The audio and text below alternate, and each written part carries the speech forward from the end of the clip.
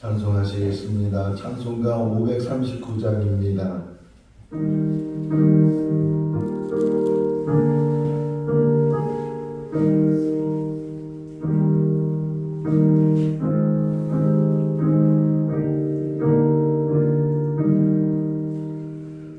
너의 숲에 조용히 가라. 내 모든 짐 내려놓고 주 십자가 사랑을 믿어 죄사함을 원하느라.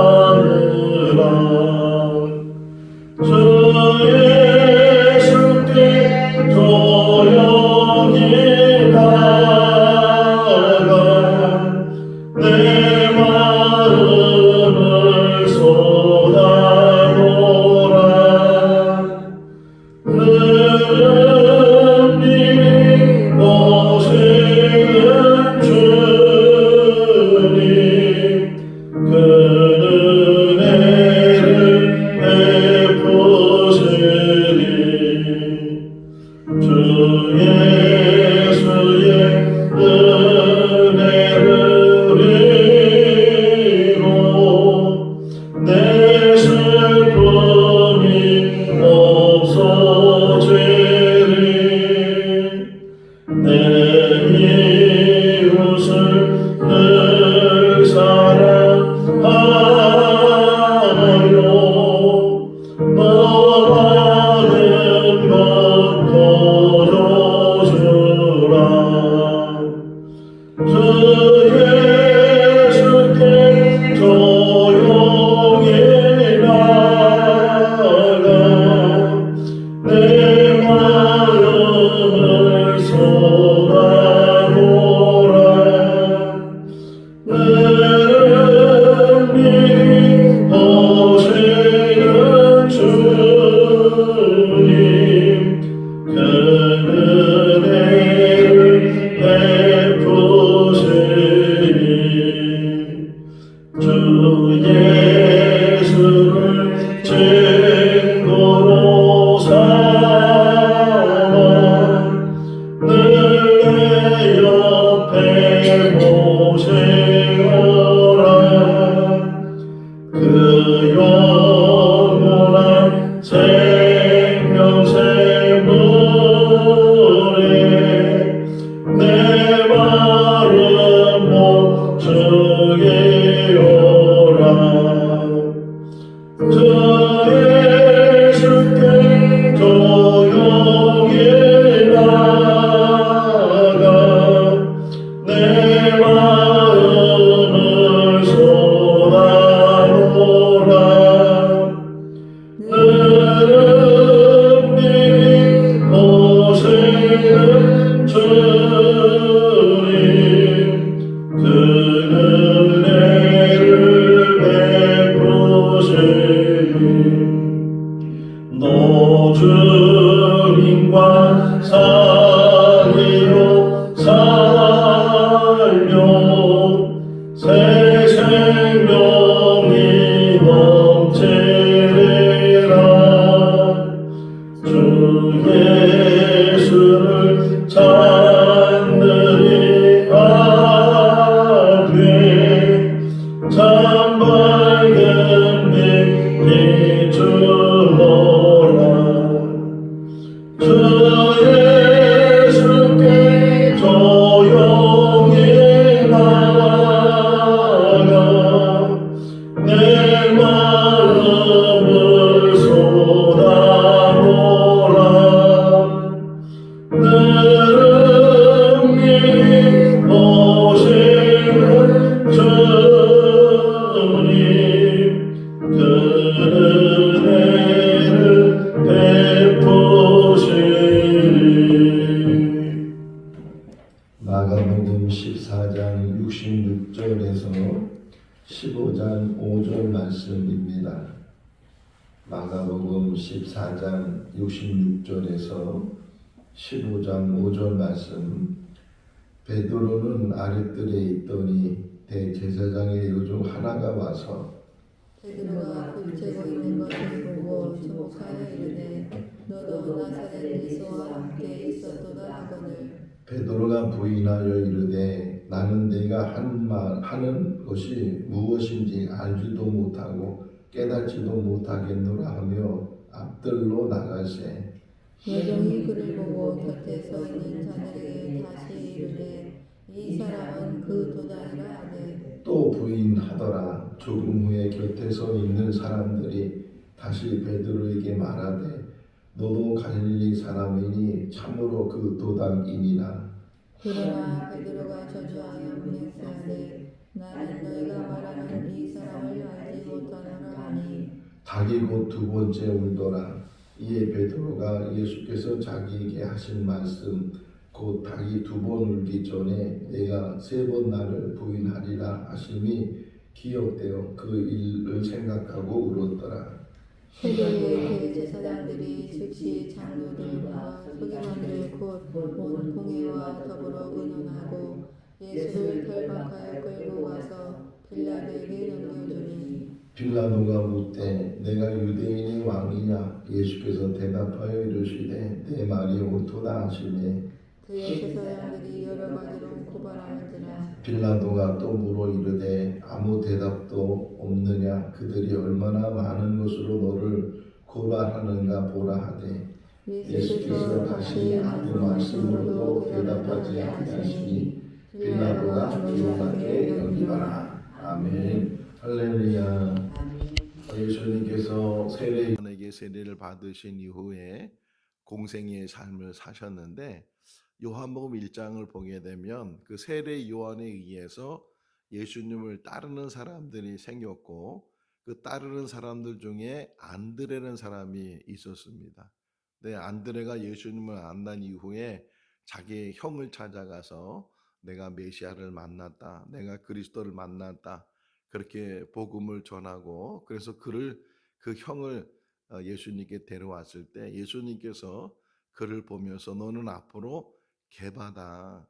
이 말은 곧 베드로다. 그 말인데 바로 안드레가 자기 형 시몬을 데리고 와서 이제 예수님의 제자가 되는 그러니까 초기부터 예수님의 공생애의 초기부터 따라다녔던 제자 중에 대표적인 사람이 베드로다 하는 것을 우리가 알 수가 있고 또 누가복음 5장을 보게 되면 예수님의 사역이 대부분 갈릴리에서 많이 사역을 하시는데 갈릴리 호숫가잖아요. 아침 일찍이 이제 배를 타고 그리고 이제 육지에 있는 사람들을 향해서 하나님의 말씀을 전하고 근데 그 예수님이 탔던 배가 바로 그 시몬의 배, 베드로의 배였는데 그 하루 밤새도록 고기를 못 잡았던 그런 베드로였는데 예수님께서 깊은 데로 가서 그물을 내리라. 그래서 예수님의 말씀에 순종해서 그물을 내렸더니 많은 고기들이 잡혀지게 됐다. 그때 베드로가 예수님을 향해서 엎드려 나를 떠나십시오. 나는 죄인입니다. 이렇게 고백했을 때 예수님께서 너는 나를 따르라. 이렇게 말씀하시는 그 말씀을 통해서도 어쨌든 예수님의 공생의 초기에 예수님의 제자들을 부르기 시작했는데 그 중에 먼저 부름을 받았던 사람 중에 한 사람이 베드로고 그래서 12명의 제자들이 이제 택함을 받아서 예수님과 동고동락 3년 동안 동고동락을 하게 되는데 그 안에 베드로가 있는 거죠.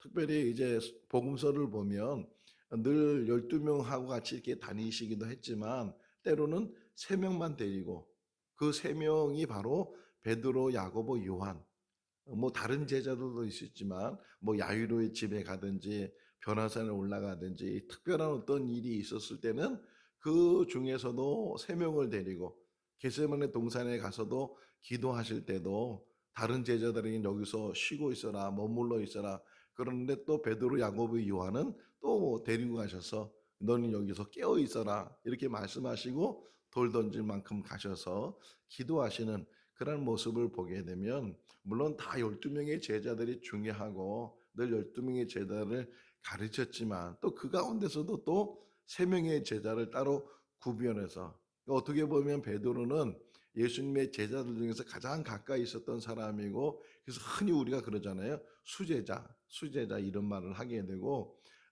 가톨릭은 지금도, 가톨릭에는 교황 제도가 있잖아요. 지금도 교황 제도가 있는데 그 교황 제도 속에서 제일 먼저 일대 교황이 누구냐? 베드로라는 거예요. 요한복음 21장에 나오는 것처럼 예수님께서 내 양을 먹이라, 내 양을 치라, 내 양을 먹이라, 네가 나를 사랑하느냐, 이런 질문 속에서 양을 이제 치라고 위임했던 그런 말씀을 이제 토대로 해서 그 자리를 가리켜서 수임, 이제 대신 받았다는 게 수임. 그래서 수임교회라고 하고 이제 거기 가봤는데 그 수임교회 옆에는 쫙 정원이 있는데 그 정원에 그 울타리를 친 그 쇠철망에다가 쫙 그 교황들을 쭉 써놨어요. 교황들을 쭉 써놨는데 그 일대가 베드로 이렇게 써놓을 정도로 어쨌든 예수님의 12제자, 그 12제자 중에서도 손을 꼽으라면 대표적인 사람이 베드로다. 제일 많이 예수님의 말씀을 들었고 또 제일 많이 예수님의 기적을 목격했고 또 신앙 고백할 때도 가이사랴 빌립보에서 너희들은 나를 누구라 하느냐 이렇게 제자들이 물었을 때 대뜸 베드로가 말하기를 주는 그리스도 살아가신 하나님의 아들이십니다. 요한복음에 보게 되면 사람들이 막 떠나갔을 때 너희도 가려느냐 이렇게 예수님 말씀하시니까 베드로가 언뜻 대답하기를 생명의 말씀이 여기 있는데 우리가 어디로 가겠습니까? 이렇게 말했던 사람이 베드로예요. 제가 신학 공부하면서 이제 2학년 때 설교학을 배웠는데 그때 설교학을 배울 때에 한 사람 한 사람에게 설교를 시켰어요. 우리 교수님이 그걸 다 비디오로 찍어 가지고서 그래서 뭘 잘했는지 뭘 못했는지 뭐 이런 것들을 이제 지적해 주기도 하고 고쳐 주기도 하고 이제 그런 수업이 있었는데 지금도 제가 기억나는 게 제가 그 준비한 설교 때 보면 스토리 설교였거든요. 지금도 스토리 설교를 하고 있지만 이 스토리 설교하는데 제일 먼저 했던 얘기가 이 시저 이야기를 했어요.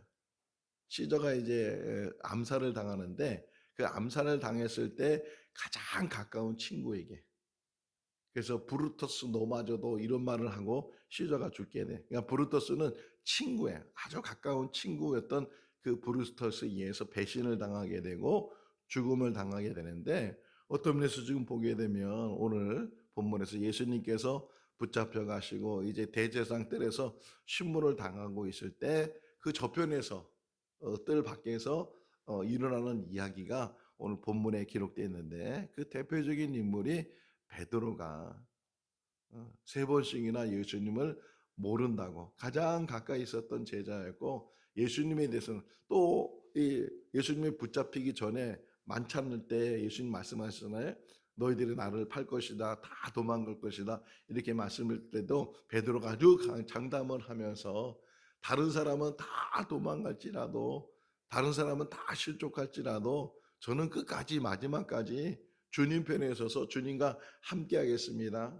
주님께서 죽음의 자리를 간다면 저도 죽음의 자리를 따라가겠습니다. 이렇게 호언장담했던 사람이 베드로잖아요. 이것도 얼마 지나지 않은 그 시간에 바로 뭐 한두 시간 전에 했었던 그런 장담인데 근데 오늘 본문을 보면 그 말이 쏙 들어가게 되고 반대적인 현상이 일어나는 그런 이야기를 보면서 혹이나 늘 우리의 모습을 보는 거예요.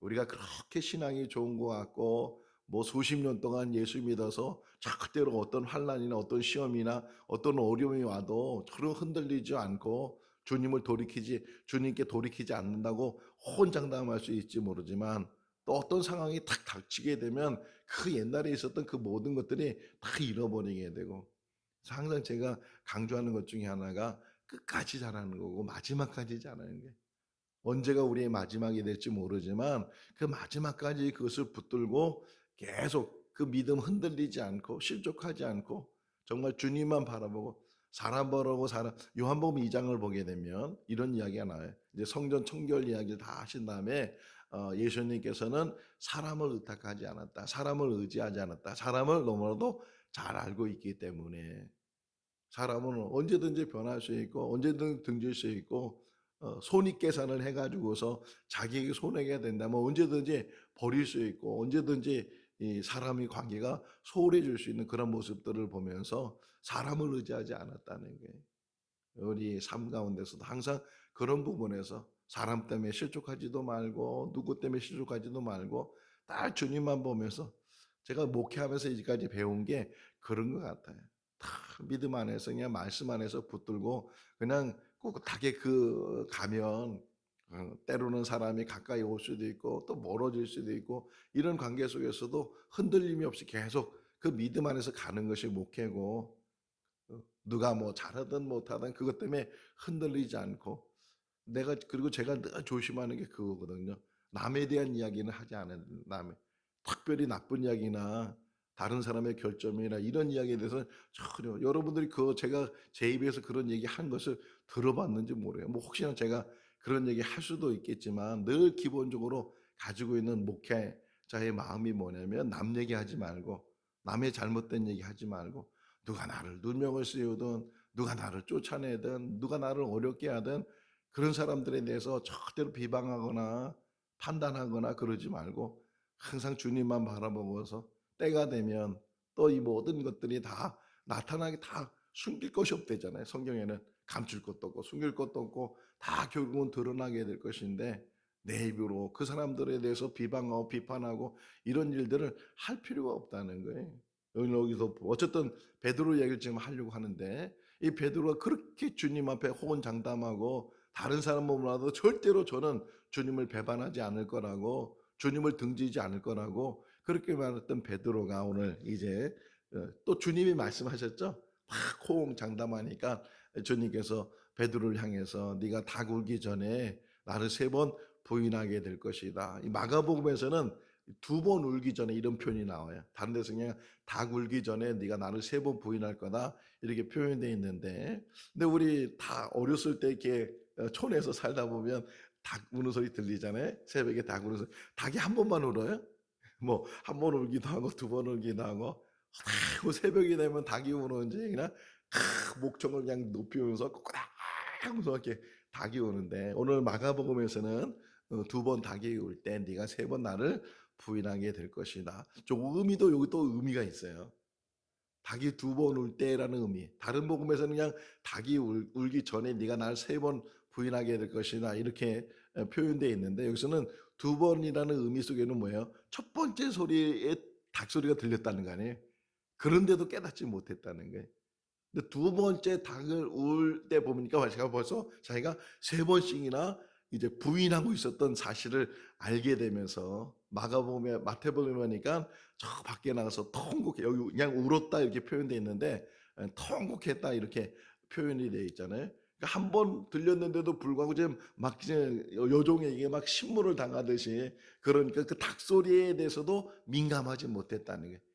근데 정말 3번 부인했을 때 닭이 또 한 번 울게 되니까 그때서야 정말 몇 시간 전에 예수님께서 네가 닭 울기 전에 2번 울기 전에 3번 나를 부인하게 될 것이다 했던 말이 기억이 나게 되고 그래서 그가 울었다 이렇게 표현을 하고 있어요.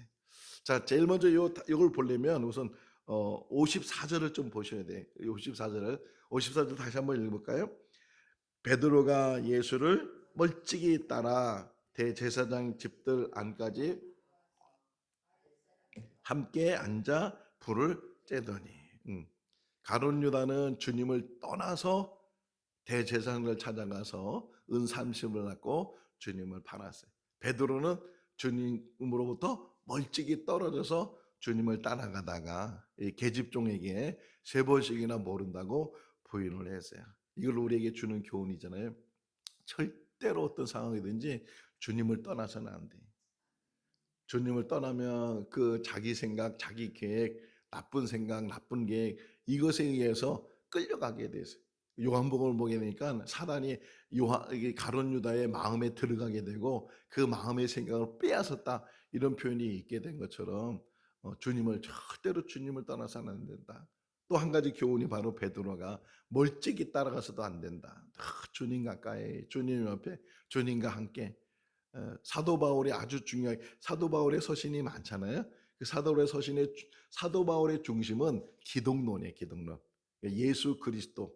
근데 그 기독론 속에서도 사도 바울이 굉장히 강조한 게 뭐냐면 그리스도 안에 그리스도와 함께 이게 우리의 삶의 모토가 될 수 있기를 바랍니다. 항상 그리스도 안에 있어야 돼요. 그리스도 안에. 그리스도와 함께. 그러지 않으면 언제든지 흔들리게 되고 조금만 시험이 오고 조금만 어려움이 있게 되면 또 그것 때문에 그냥 이게 힘들어하고 또 이렇게 흔들리고 그런 일들이 있어요.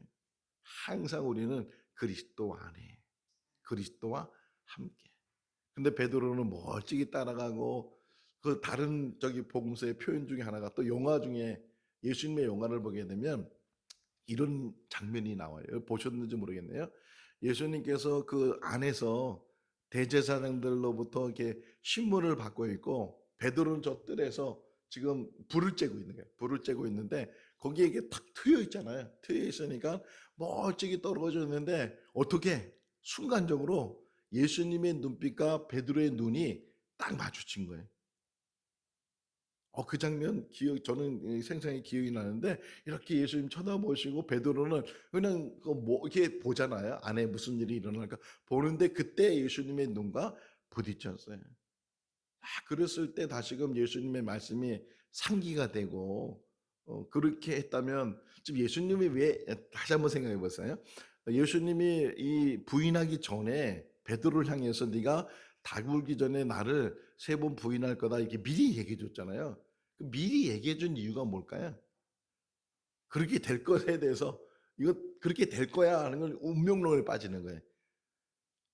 가룟 유다 향해서도 마찬가지예요. 이 중에 나를 팔 자가 있다. 나하고 떡그릇에 같이 손을 집어넣는 자다. 저는 세상에 태어나지 않는 것이 더 좋을 뻔했다. 이 얘기를 왜 해준 거예요? 그 마지막이라도 깨달으라고 돌이키라고 그렇게 하지 말라고 그렇게 얘기해 주는 거잖아요. 베드로도 마찬가지잖아요. 네가 닭 울기 전에 3번 나를 부인하게 될 것이다. 그러면 그게 경고가 되고 각성이 되고 절대로 그런 일을 해서는 안 되겠구나. 그래서 그 해서는 안 된다는 것을 할 수 있는 방법이 뭐냐? 베드로를 겟세마네 동산에 데려가서 뭐 시킨 거예요? 깨어 있어라, 깨어 있어라. 그러면서 깨어 있어라가 무슨 의미였어요? 시험에 들지 않도록 깨어 있어라.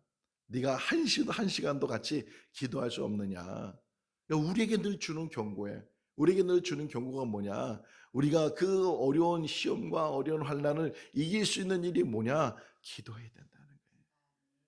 우리 연약함을 깨닫고 아무리 호언장담해도 한순간에 배반하잖아요. 한순간에 돌이키잖아요. 아무리 신앙이 좋은 것 같아도 기도하지 않으면 하나님 앞에 엎드리지 않으면 하나님께 매달리지 않으면 그것이 우리에게 걸림돌이 되게 되고 넘어지게 된다는 거예요. 자 보세요. 이제 66절에 보니까 안뜰에 있었다. 이제 또 바깥뜰에 있었다. 앞뜰에 있었다. 이런 표현이 나오는데 불을 쬐고 있었어요. 영어로. 그 아랫사람들과 더불어 불을 쬐고 있는데 그 중에 한 여자가 여종이라고 표현되어 있잖아요. 여종이에요. 여종 하나가 너도 나사렛 사람과 함께 있었더다. 이 말을 듣는 순간에 그냥 베드로가 너무 기겁을 한 거예요. 너무 기겁을 해가지고서 그러면서 하는 얘기가 뭐예요? 여기 68절만 나는 뭘 말하는지 알지도 못하고 깨닫지도 못한다. 네가 지금 무슨 말하는지 나는 알지도 못하고 깨닫지도 못해. 난 그 말을 이해를 못해. 나는 그런 사람이 아니야. 극구 부인을 하는 거죠. 알지도 못하고 깨닫지도 못해.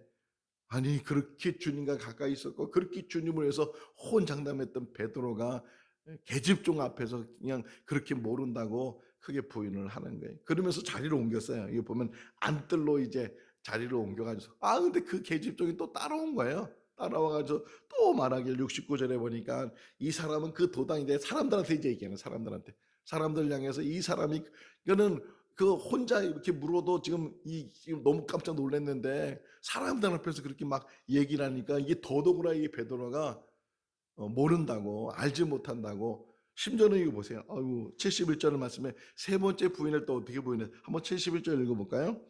그러나 베드로가 저주하며 맹세하되 나는 너희가 말하는 이 사람을 알지 못한다. 저주했다는 말이 잘 해석을 해야 되는데 예수님을 저주했다 그 말이 아니고 저주할 정도. 우리나라 말에 그런 말 있잖아요. 내가 정말 이거 거짓말이면 내 손에 장을 담근다고 내 손에 장을 내가 너한테 거짓말하면 정말 내 이름을 바꾼다, 내 성을 바꾼다. 뭐 그런 말 하잖아요. 이런 장담, 이런 장담하고 이게 얼마나 지금 이게 당황했으면 내가 저주하면서 주님을 저주하는 것보다 자기를 저주하는 게 내가 이 거짓말에 내가 알면 정말 내가 내 손에 장을 닦는다 이런 표현이에요. 이렇게 그러면서 이 베드로가 극구 부인하는 거죠. 나는 절대로 그 동당도 아니고 그를 알지도 못하고 그렇게 표현하는 베드로를 보면서 그런데 이제 결론적으로 한번 보면 왜 그랬을까? 왜 세 번씩이나 베드로가 예수님을 모른다고 했을까? 그 여러 가지 이유가 있는데 그중에 하나 우리도 요 상황을 보면 뭐예요?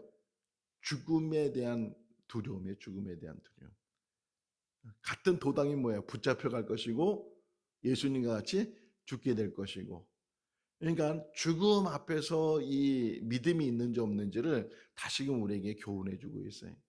죽음 앞에서까지도 우리는 부인하지 말아야 되고. 근데 이런 말이 있어요. 마태복음 10장 33절 말씀에 보게 되면 네가 나를 부인하면 나도 아버지 앞에서 너희를 부인할 것이다. 끝까지 믿음 붙들 수 있기를 바랍니다. 저는 제 개인적으로 생각할 때 이제까지 살아오면서 정말 잘한 일이 뭐냐? 예수 믿는 일이. 정말 그분이 나를 불러주셨고 나를 택해 주시고 이렇게 목사까지 되게 해주셔서 말씀을 전하는 사람을 세워주셨는데 돌이켜보면 그게 다 은혜더라고요. 은혜고 뭐 아내를 만난 거나 뭐 여러 사람을 만난 거나 우리 성도를 만난 거나 이런 게 다 부가적으로 나에게 주신 복인데 근데 가장 큰 복이 뭐냐? 예수님 만난 거예요. 뭐 인간적으로 볼 때는 죽음이 두렵죠. 그러나 한 번 사람이 죽는데 그 죽음이 언제 올지 모르지만 그 죽음을 우리가 두려워하지 말고 예비하셨잖아요. 죽음이라는 것은 이 관문이고 문 하나 지나가는 건데 지금 썩어질 몸이 썩지 않는 몸으로 변화시키는 그러한 과정 속에서 우리가 죽음이라는 관문을 지나가게 되는데 그 죽음을 이기는 믿음 그러면 끝까지 주님을 따라갈 수 있는 줄로 믿습니다. 그래서 베드로가 나중에 결국에는 그가 순교하잖아요. 성령 받고 그리고 다시금 주님의 말씀에 회복되면서 그가 자기 생명도 주를 위해서 하나님 나라를 위해서 드릴 수 있었던 것처럼 우리의 믿음도 그런 믿음을 가질 수 있기를 바라고 하나 더 이야기를 하고 싶었는데 오늘 15장에서는 빌라도가 나오죠. 이 빌라도에서 잠깐만 말씀을 좀 언급을 하면 이 빌라도는 총독으로 와 있는 사람이잖아요. 그러니까 이스라엘 땅 안에서는 제일 높은 지위를 가지고 있는 사람이에요. 근데 실제적으로는 이 사람은 좌천돼 있는 사람이에요. 로마 사람이잖아요. 로마 사람의 로망이 뭐냐면 로마 안에 원로원이라는 게 있어요. 정치인들이 모이는 그 원로원의 한 자리를 앉아 있는 거예요. 근데 이 빌라도는 저 로마에서부터 이스라엘을 보면 저 끄트머리 땅의 끄트머리 저 끄트머리 정말 시골이고 변두리고 저 끝이고 그런 곳에 이제 총독으로 와 있는데 뭐 거기서는 제일 높은 자리에 제일 높은 지위를 가지고 있지만 로마 사람으로서 보게 되면 좌천되어 있는 사람이고 이 사람의 열망이 뭐냐 로마로 가는 거예요. 로마로 가서 다시금 회복을 하고 원론이 돼가지고서 그 중앙 정치에서 자기의 정치를 하고 싶은 그런 사람들. 사도 바울 이야기 속에서도 벨릭스가 나오고 베스도가 나오고 막 나오잖아요. 그 사람들 다 뭐예요? 총독들이라고요. 그 사람들 로망이 뭐냐? 다시금 여기서부터 로마 중앙 정치로 올라가는 게 올라가기를 원하는. 그러니까 빌라도가 좀 보세요. 이 상황에 잠깐만 설명하면 새벽이거든요. 이 빌라도가 지금 뭐 하고 있었을까요?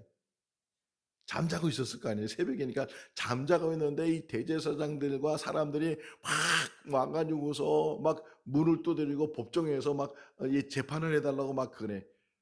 평소 같으면은 빌라도가 이 지금 이 문제에 대해서 야 아침에 지금 날도 안 먹었는데 뭐 이렇게 얘기할 수 있는데 지금 빌라도도 일어나 가지고서 지금 예수님을 신문하는 그런 상황 속에서 우리가 배경을 알 수 있는 게 뭐냐면 이 총독이 가장 무서워하는 게 뭐냐면 그 지역의 밀란이에요. 그 지역에 밀란이 일어나가지고 막 폭동이 일어났다. 이게 중앙 정치에서 알게 되면 어떻게 되겠어요? 지금 자천돼 있는 상황 속에서 더 자천이 되거든, 아니면 어떻게든 뭐 죽임을 당하거든, 이런 상황이니까 가장 두려운, 예수님은 십자가에 내준 것도 마찬가지예요. 내일 이제 다시 한번 요 말씀을 묵상할 텐데, 예수님을 십자가에 내준 이유도 뭐예요? 빌라도가 예수님을 신문해 보니까 어떤 생각이 들었냐면, 이 사람은 죽을 만한 죄를 진 사람이 아니다. 이게 결론이에요, 빌라도의. 그런데도 불구하고 십자가에 내준 이유가 뭐예요? 빌란이 일어날까 봐. 자기 지위를 빼앗기게 되고, 지금 자기는 중앙정치로 가고 싶은데, 공적을 세워서 가고 싶은데, 그런데 오히려 그것이 수포로 돌아가거나 잘못되면 안 되니까, 결국은 자기 생각하고 이 상황하고 이게 잘 맞지 않으니까, 사람들 소리, 표현 나와요. 복음서에 보면 사람들 소리에 결국은 자기 의지를 꺾어버리고 십자가에 내놓는 그런 이야기를 볼 수가 있어요. 하나만 더 얘기할게요. 예수님 여기 보시면 4절 5절에 보게 되면 아무 대답도 하지 않았다. 아무 대답도 안, 여러 가지 말을 막 물었을 거 아니에요. 여기 보세요. 재판을 하려면 여기 검사가 있고, 또 여기 뭐 누가 있어요? 변호사가 있어요. 변호사.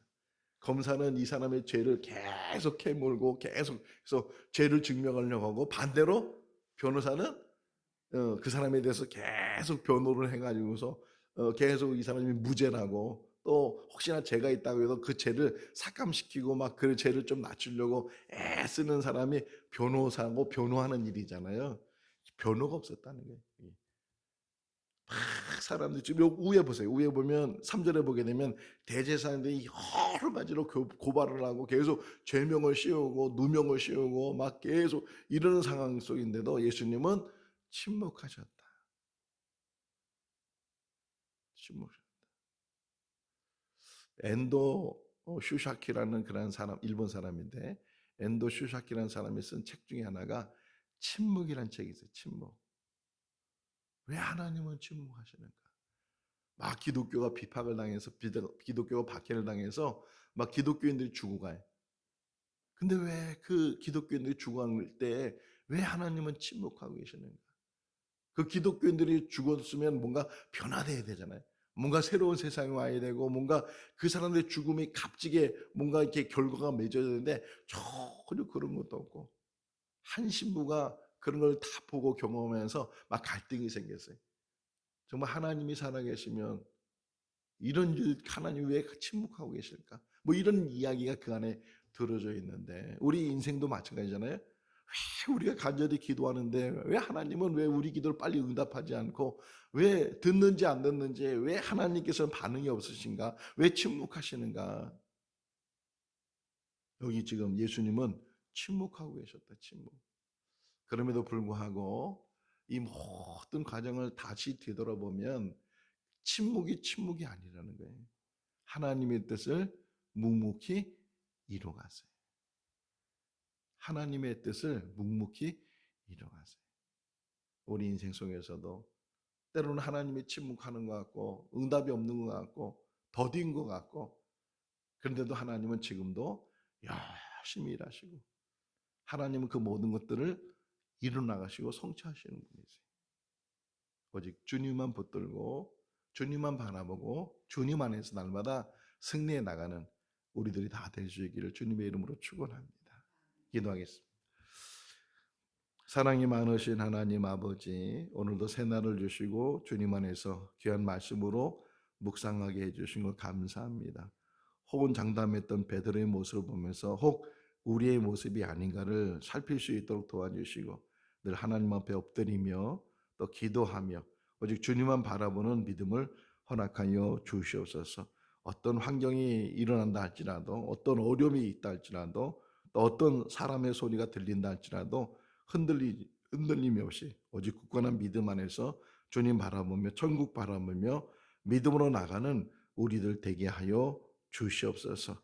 이 땅에 사는 날 동안 주신 사명 감당할 수 있도록 도와주시고, 작은 일에도 충성할 수 있도록 은혜를 베풀어 주시고, 무엇을 먹든지 마시든지 무엇을 행하든지 하나님의 영광을 가리지 않도록 은혜를 베풀어 주시옵소서. 오늘도 주 안에서 복된 삶이 되게 하시고, 특별히 진천구 시각장애인들 또 나들이를 가게 됩니다. 가고 오는 길을 지켜주시고 자연을 통해서도 하나님을 찬양할 수 있는 그분들 되게 하시고 하나님 만날 수 있는 좋은 계기를 갖게 하여 주시옵소서. 평강을 허락하여 주시기를 간절히 바라옵고 예수 그리스도의 이름으로 기도하옵나이다. 아멘. 마쳤습니다. 자유롭게 기도하시기 바랍니다.